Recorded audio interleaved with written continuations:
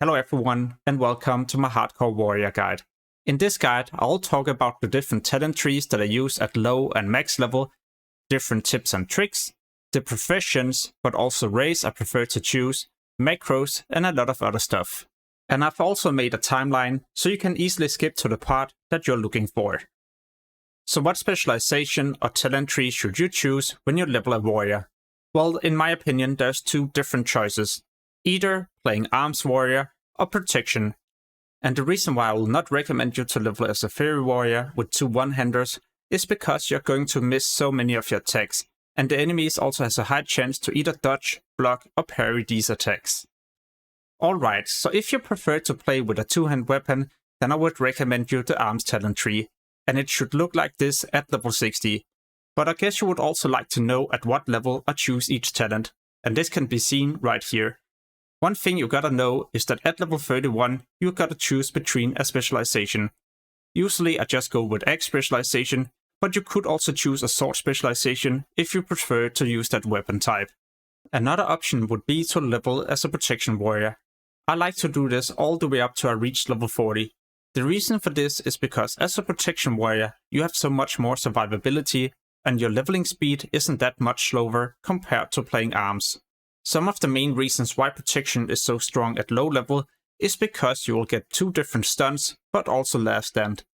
Last stand will increase your maximum health by 30% for 20 seconds, allowing you to probably make an emergency exit and escape without dying. And like I said, you also get two different ways to stun targets, so you will have more CC but also take way less damage. This will make your leveling a lot more chill and also increase the chance that you make it to 60 without dying. And on top of this, then you don't have to eat after every single fight. If you make it to level 60, then you can also play as many different specializations. For example, as a tank specialization, where most of your talent points is spent into the protection tree. However, some people also like to tank as a fairy warrior, so they do way more threat. If you're going to play a fairy warrior with two one-hand weapons, then your talent tree should look like this. But if you get a new two-hand weapon, and this is way better compared to your one-hand weapons, then you can always play as a slam spec. This is where you spend 5 points into slam in the fairy tree, and this allows you to do your slams even faster. Next up is some different tips and tricks that I like to do when I level up a warrior. So the best advice I can give you is not to rush. What I mean is that whenever it's a possibility that I can go to the next zone at that level range, then I usually don't do this. For example, as a warrior at around level 10 when I finish the first starting zone, then I like to go to another starting zone. This allows me to do green quest, but also slaying creatures that is below my level. I'm not saying you should go back to the starting area, just go back to the starting zone where you can pick up quest that starts at around level 6 or 7. This allows you to finish that zone and get to probably 12 or 13. So now you can move to the next zone and be way higher level compared to what is recommended. This allows you to level up your warrior a lot more chill and also increase the chance that you will make it to 60. As a warrior, it's also so important to have a good weapon. In the open world, there's many different vendors where you can purchase a new weapon, and in the description I've added a link to a video with all these vendors. On top of this, on the official classic hardcore servers, we can also use the auction house. So as long as you have enough gold for your upcoming abilities, then you might also be able to purchase a new weapon from the auction house. As a low level warrior, you can also avoid a lot of damage by hamstring kiting. So you run in, you do your auto swing, apply hamstring, run out, and now whenever your next auto swing is ready, you move back in. This will prevent you from taking so much damage. So instead of standing still and getting attacked as you wait for your next auto attack, then you will move away and go back into the fight whenever you are ready to do damage. As a warrior, you can also use your blood rage to stay in combat. So after a fight has ended, then I usually use this and a first aid. This makes me able to maintain my rage and heal at the same time. So make sure to do this trick if you wish to level up even faster. In case you pull too many enemies, then you can also use your hamstring to get away. I usually just apply hamstring to all the nearby enemies and then I start running away. And remember, you can also use your intercept to intercept a nearby target to get even more distance. One thing that kills many warriors is the possibility to use your charge. When there's more than one nearby target, then I would recommend you to just range pull, for example with a gun. This class also benefits a lot from Spirit. I know this stat might seem pointless, but it's honestly so good. When you're out of combat, you will regen a lot of health if you have a lot of Spirit. So what I tend to do is to keep some Spirit items and equip these whenever I'm out of combat. Just to give you a quick example, here's a character with no Spirit items, and look what happens the moment I swap to items with Spirit. The health regen is so much faster. So what is the best profession to choose when you level up a warrior? In my opinion, it's going to be mining and engineering.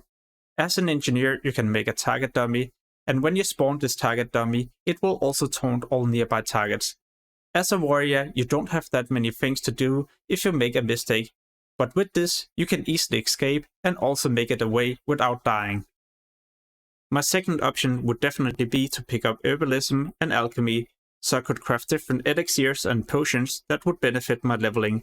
But then again, with auction house being available, then I can always just purchase these and still have engineering at the same time.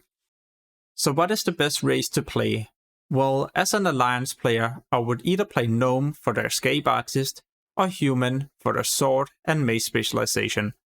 These ratios will be useful when you level, but also at 60. The reason why I don't prefer playing dwarf or night elf is because I feel like their ratios isn't that powerful, also because PvP won't really be a thing. But then again, play whatever you like. I mean, it's not like the race will determine if you will make it to 60. It will probably be a lot of other things, for example some of the things that I mentioned in the tips and tricks section. As Horde, I feel like Troll is so underrated. They have increased health regeneration and also regenerate health in combat. So this allowed the Troll to kite with hamstring and regen health at the same time. And because of the fast regen, it can also get into a new fight even faster without too much downtime. You can still choose to play an Orc, but it doesn't feel as amazing as it used to in Classic.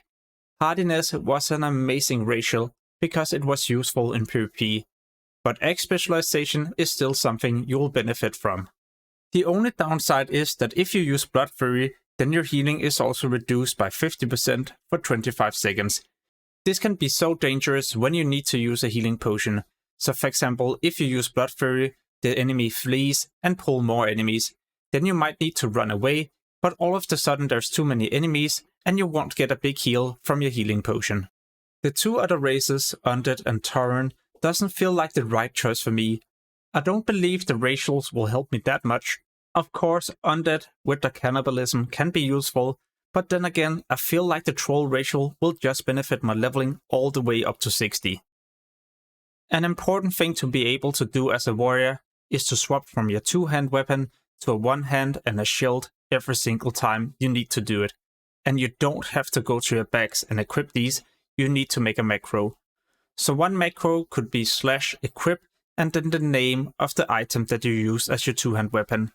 And then you would make another macro where you type in equip and the name of your one-hand weapon and another line with equip and the name of your shield.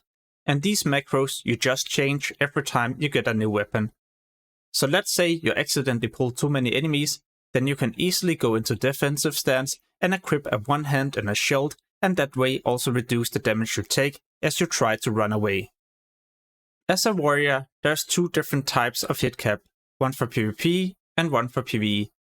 The one for PvP is 5%, so if you like to do duels to the death, well then you need to aim for 5%. And in PvE, you'll need 9% for your special abilities.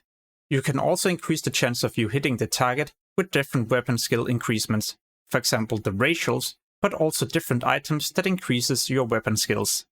These items might not seem that crazy, but they honestly have a huge impact on your DPS at level 60. Therefore, they're usually also quite expensive. So if the warrior is the class that you will choose in hardcore, then remember the following rules.